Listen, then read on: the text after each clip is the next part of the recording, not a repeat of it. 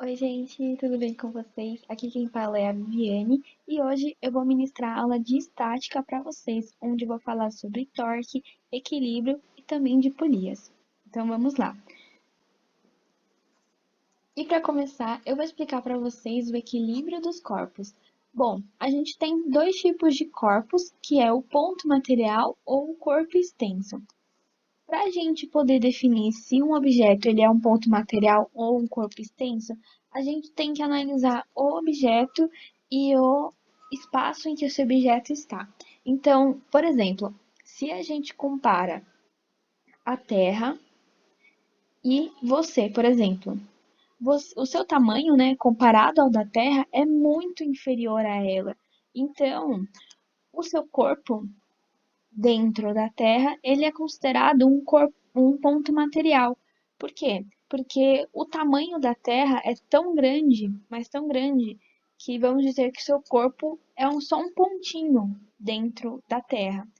Mas a gente pode considerar, por exemplo, uma sala pequena e você dentro dessa sala. Como essa sala ela é muito pequenininha, a gente não pode desconsiderar o seu tamanho dentro dessa sala. Então, para casos diferentes, né, os objetos podem ser considerados ponto material ou corpo extenso. Então, a gente tem que dar uma analisada no espaço em que a gente está trabalhando. Então, aqui, o ponto material ele é considerado uma partícula e que não sofre rotação. Então, é como se fosse um ponto em que não tem massa, não tem nada, e ele não sofre rotação.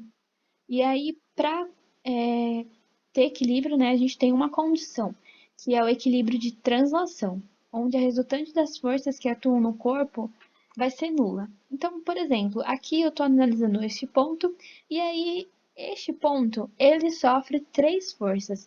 Essa força aqui, F1, essa aqui, a força F2 e essa força F3. E aí, como que a gente faz para equilibrar todas essas forças? Lembrando que essa força F1 ela tá para cima e para a direita, essa força F2 está para baixo e para a direita, e essa força F3 tá só para a esquerda, né, na horizontal.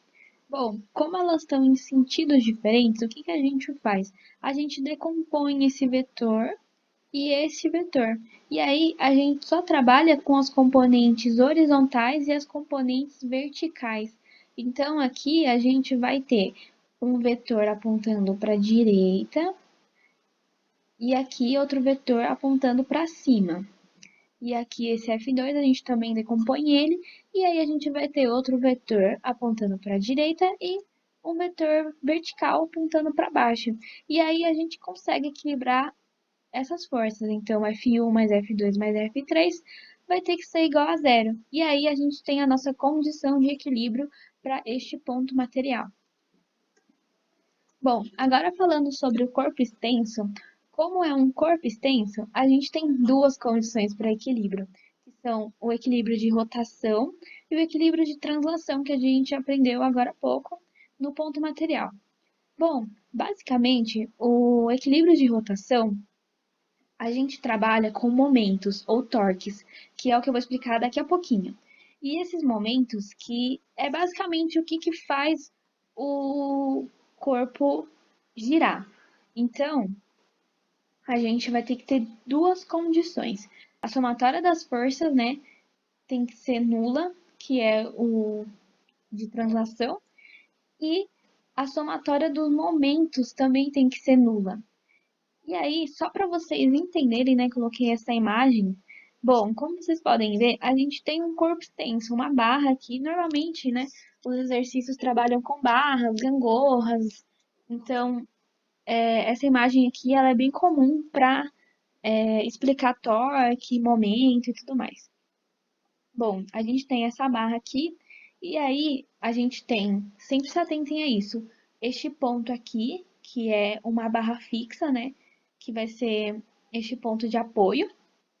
E aí os exercícios, né, colocam pesos, então aqui tem um peso M1 que está numa posição X1, esse peso M2 que está numa posição X2 e esse peso M3 que está numa posição X3.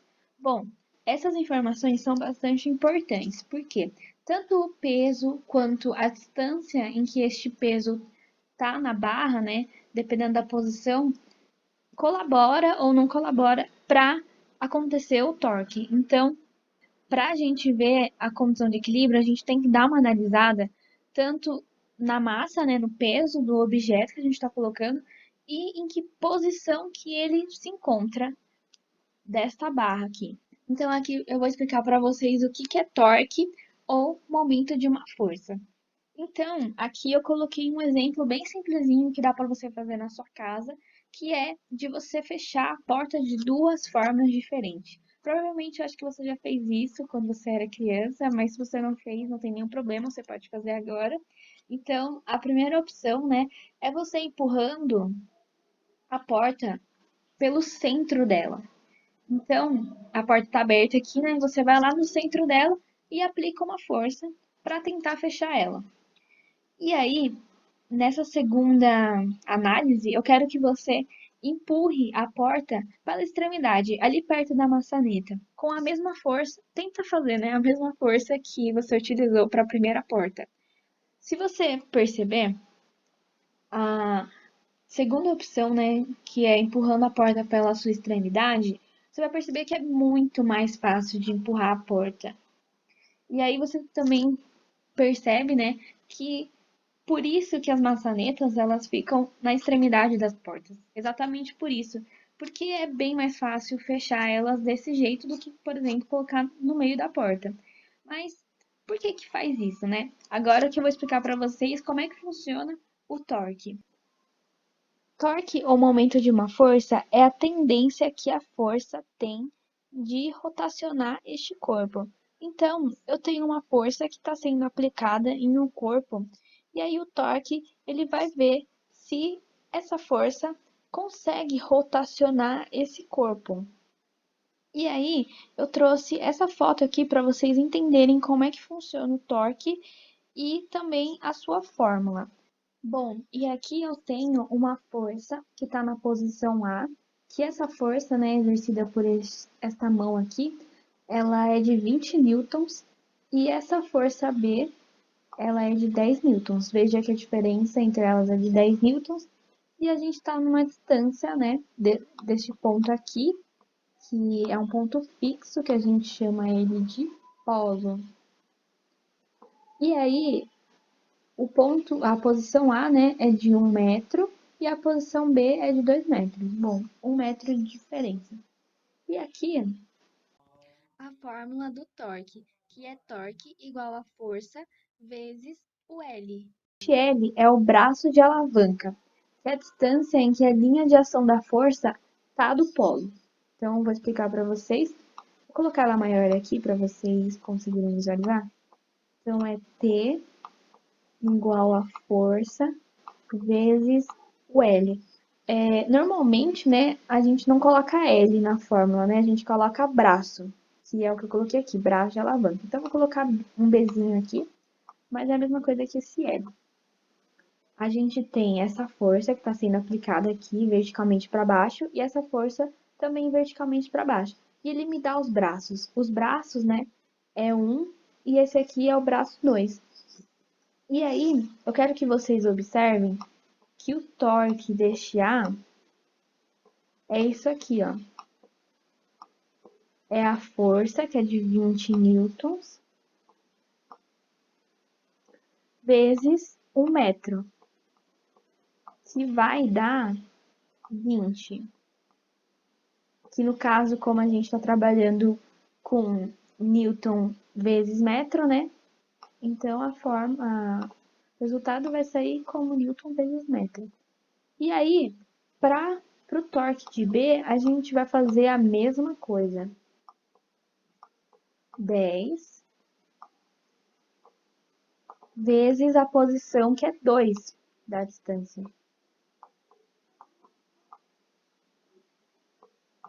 E aí, a gente vai encontrar, curiosamente, o mesmo valor do torque. E também, né, Newton metro. Bom, por quê, né? Para vocês entenderem, eu quero que vocês analisem a imagem. A gente está fazendo uma força aqui em A bem maior que a gente está fazendo em B. Só que a distância é menor. E aqui a gente está fazendo uma força bem menor por uma distância que é bem maior do ponto fixo aqui do polo. Que é a mesma coisa que acontece com a porta, que é o que eu expliquei para vocês. Se a gente empurrar com uma força mais distante, a gente tem um valor de torque diferente de uma força que está sendo aplicada mais perto do polo. Só que neste caso, eu quis mostrar para vocês que a gente aplica uma força maior, a gente precisa aplicar uma força maior se a gente está mais perto, para que a gente consiga o mesmo torque de uma posição que está mais longe para uma força que a gente está aplicando menor.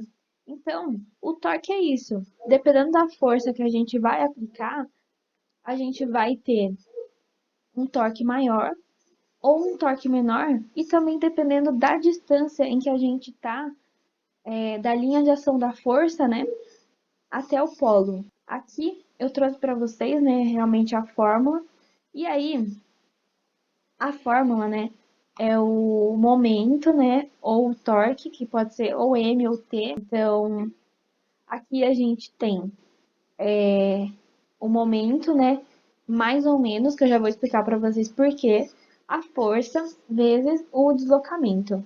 A força, ela pode ser qualquer força. No outro caso, né, era força-peso. Neste caso do slide anterior, né, era a força que o braço fazia, mas é independente.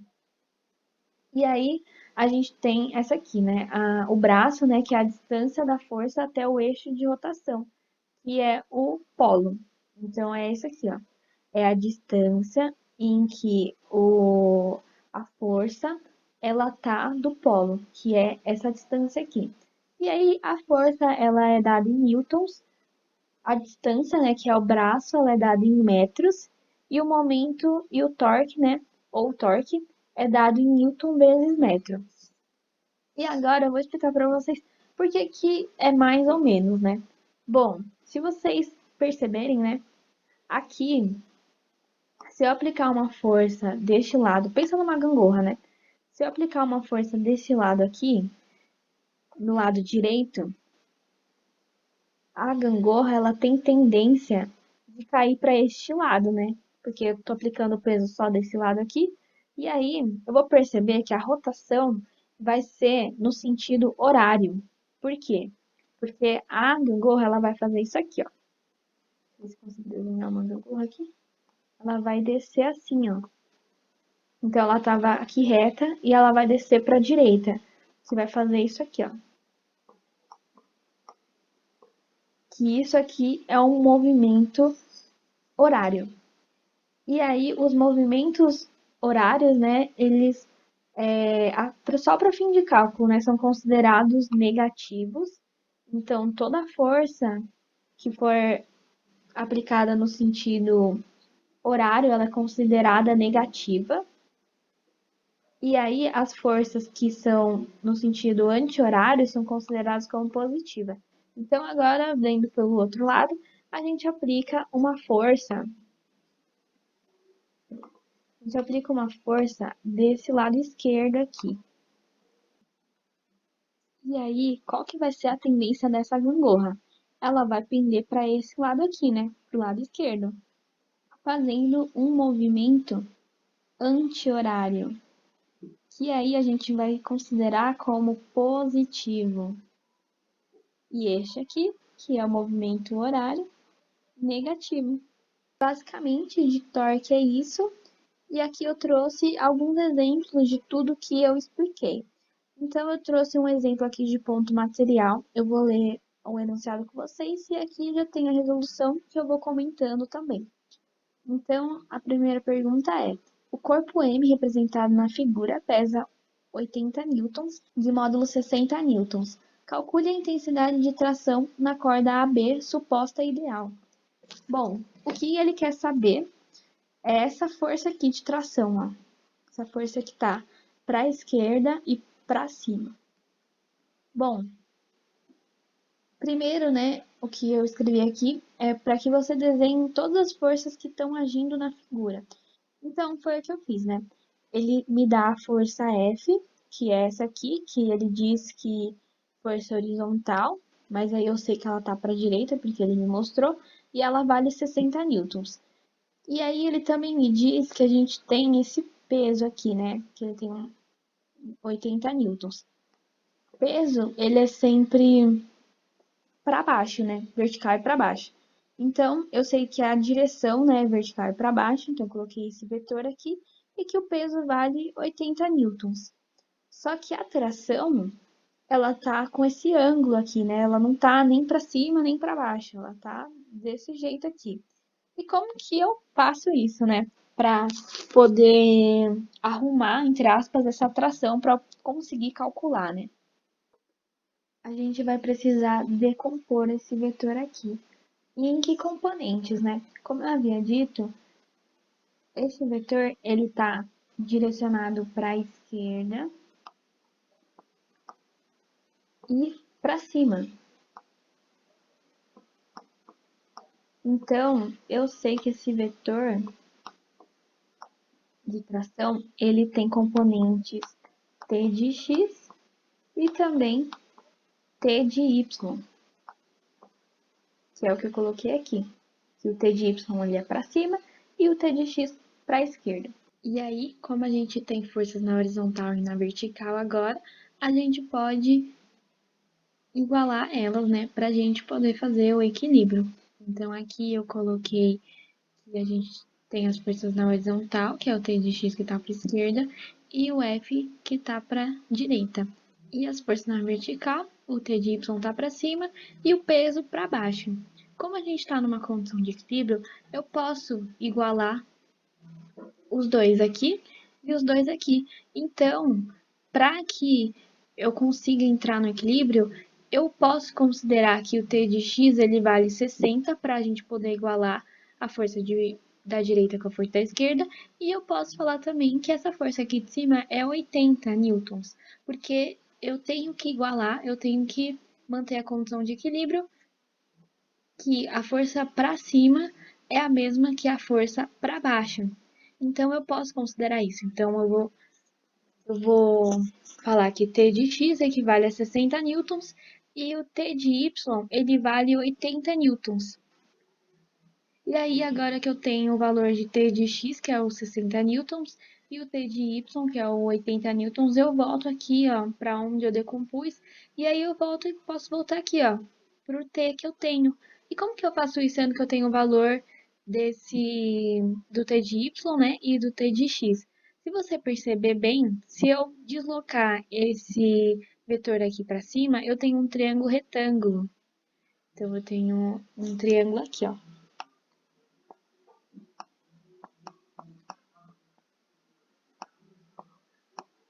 E aqui eu sei que vale 80. Aqui eu sei que vale T. E esse aqui é o que eu desloquei, que foi de 60. E aí eu posso simplesmente, aqui tem um ângulo de 90 graus, né? Porque é perpendicular, né? E aí eu faço Pitágoras. Então, T ao quadrado é igual a 60 ao quadrado mais 80 ao quadrado. É só fazer a conta normalmente, né? O 60 ao quadrado, somar com 80 ao quadrado, vou obter um valor.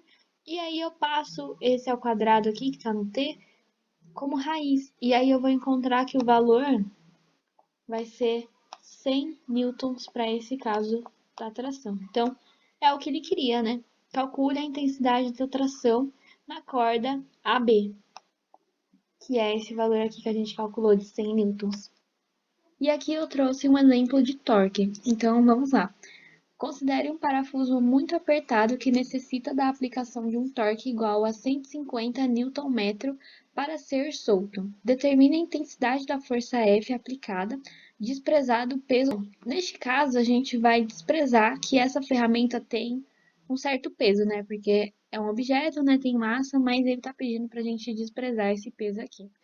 Bom, a fórmula que a gente usou, né, de momento, né, força vezes o braço, a gente aplica para este caso, porque ele quer determinar a força, ele dá o braço para a gente e ele dá o torque também. Então, o único que a gente não tem é a força dentro dessa fórmula. Então, a gente vai poder usar essa fórmula sim. E aí, uma coisa que eu sempre falo para vocês, né, é de vocês atentarem às unidades, porque o momento, né, ele tá em newton vezes metro, e aí a distância aqui, né, do braço, ele tá me dando em centímetros, que não é uma unidade do sistema internacional. E aí, para deixar tudo no sistema internacional, já que o torque já está no sistema internacional, eu transformo esses 15 centímetros para metros, que vai dar 0,15 metros. E aí, simplesmente, é eu colocar dentro da fórmula e descobrir a força. Então, eu vou passar esse braço para o outro lado, e aí eu vou descobrir quanto que vale a força. Então, aqui, ó, 150, que é o torque, igual a F, vezes 0,15. Só vou isolar o F, né, passando 0,15 dividindo, vai ficar F igual a 150 dividido por 0,15, que vai dar 1000 newtons. Então, a força que eu tenho que aplicar para que esse torque de 150 aconteça nessa distância de 15 centímetros vai ser 1000 newtons. Bom, agora eu vou falar de polia. E a polia basicamente funciona como se fosse uma alavanca, em que você vai aplicar uma força nela e ela vai conseguir, em alguns casos, distribuir essa força para que você não precise fazer tanta força para pegar algum objeto pesado, por exemplo. Então, coloquei a definição aqui. Polia é um rolamento que gira em torno de um eixo e que nele passa um cabo ou uma corda. E aí a gente vai ter dois tipos de polia. Então, para essa polia fixa vai acontecer uma coisa e para essa polia móvel vai acontecer outra coisa. Bom, basicamente, polia fixa é o que está falando mesmo, né? Possui um ponto fixo e ela sempre vai estar parada numa mesma posição, né? Porque ela não consegue se mexer, ela está fixa. Então, aqui eu tenho essa polia, né? Aqui eu tenho as cordas e aí a polia fixa aqui no teto. E a polia móvel, né? Ela não está presa e ela consegue mudar de posição conforme eu vou puxando a corda. Então, se eu puxo a corda para cima, essa polia sobe. Se eu cedo um pouquinho, né? Essa polia desce. Então, ela consegue mudar de posição. E agora eu vou explicar para vocês a diferença entre cada polia. Bom, eu quero que vocês observem que essa polia aqui, que é a polia fixa, eu tenho um objeto aqui que tem um certo peso e pensando numa condição de equilíbrio, né? A tração ela tem que equilibrar o peso. Então eu tenho uma tração aqui que está equilibrando com esse peso aqui. E aí, o que que essa polia fixa faz? Ela simplesmente distribui essa tração que eu estou fazendo aqui por todo esse fio ou essa corda. Então, qualquer ponto que eu for olhar, essa tração vai ser a mesma em todos os pontos da corda. Então, vai ser a mesma aqui, vai ser a mesma aqui em cima, aqui também. Então, o que que a polia fixa faz? Ela distribui a tração ao longo dessa corda e sempre vai ser esse mesmo valor de tração ao longo da corda inteira. E aí, a polia móvel faz diferente. O que que ela faz, né? Neste caso, eu tenho um outro peso aqui, né? Um objeto que tem esse peso, P. E aí, eu tenho essa tração que está equilibrando o peso. Reparem que na polia móvel, eu tenho duas cordas. E aí, essas duas cordas estão equilibrando essa tração aqui, ó, que tá aqui embaixo. E aí, o que que eu faço, né? Como eu tenho duas cordas, essa corda, ela distribui a tração em duas. Isso na polia móvel. Então, eu tenho uma tração T aqui, aí a tração ela vai ser dividida por igual. Então, nessa corda aqui, eu tenho essa tração que está aqui embaixo dividida por 2. E essa outra corda aqui, eu tenho também essa tração dividida por 2.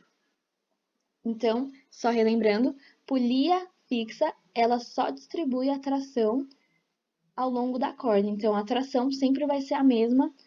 E na polia móvel, eu divido a tração por igual nas cordas. Eu sempre vou ter duas cordas, então essa tração que está aqui embaixo, ela vai ser dividida por 2. Então, T2 e aqui T dividido por 2. E aqui, né, eu tenho um exemplo também de polia fixa, só para vocês entenderem também. Eu tenho T dividido por 2 aqui nessa corda só, né? Essa corda que vai até aqui. E aí, como eu disse, né, ela só distribui. Então, o T dividido por 2 está aqui também, nessa corda aqui, ó. Que é a mesma, né? Mas a gente tá numa polia fixa. Então, é isso, basicamente. E aqui eu trouxe um exemplo de tudo que eu falei. Então, considere o esquema representado na figura abaixo. As roldanas e as cordas são ideais. O peso suspenso da roldana móvel tem peso de 550 newtons. Qual o módulo da força vertical para baixo que o homem deve exercer sobre a corda para equilibrar o sistema? Bom, ele quer saber qual que é essa força para baixo que esse homem vai fazer para que essa condição esteja em equilíbrio. Então, primeiro, para eu equilibrar o sistema, eu sei que o peso vai ter que ser igual à tração, analisando aqui. Então, o peso para baixo tem que ser igual a essa tração 1 nessa polia que eu chamei de 1. Tração, que eu vou chamar de T. Só que como a polia aqui ela é móvel, essa polia 1, eu sei que ela vai dividir a força pela metade. Então, essa tração aqui nessa corda vai ser T dividido por 2. E nessa corda aqui vai ser a mesma coisa. Então, eu tenho a tração nessa corda aqui, que é T, uma polia móvel que vai dividir a tração por 2. Então, T por 2 aqui e T por 2 aqui. E aí, nesse caso aqui, eu tenho uma polia que ela é fixa. Então, essa tração que está aqui, T dividido por 2, vai ser a mesma ao longo de todo esse fio aqui. Então, essa tração nesse fio aqui, eu sei que é T dividido por 2. E para equilibrar essa força que o homem vai fazer aqui para baixo, vai ser a mesma. Então, essa tração aqui, que é T dividido por 2, é igual a F, para eu poder equilibrar tudo isso. Então, eu sei que a força que o homem vai fazer é igual a T dividido por 2. Que é o que eu coloquei aqui, ó. Força do homem igual a T dividido por 2. Só que eu sei que o peso, nesse caso aqui, é igual à tração no equilíbrio. E aí a tração é a mesma dessa aqui. Então, para eu descobrir quanto que vale a tração, eu preciso ver o peso desse objeto, que é de 550 newtons. Então, eu sei que a tração também vai ser 550 newtons que está aqui. E aí, para eu descobrir a força do homem, eu pego esses 550, que é a tração, e divido por 2. E aí eu vou ter que P igual a T igual a 550, tração dividido por 2 é igual a 275 newtons. E aí, esse T dividido por 2 é a força do homem, que é de 275 newtons, neste caso, para a gente conseguir alcançar o equilíbrio. Nesse vídeo eu deixei só a teoria e no próximo vídeo eu vou deixar só os exercícios. Eu espero que vocês tenham gostado dessa aula. Se vocês tiverem alguma dúvida, é só contatar alguém na física. E é isso, gente. Muito obrigada pela atenção.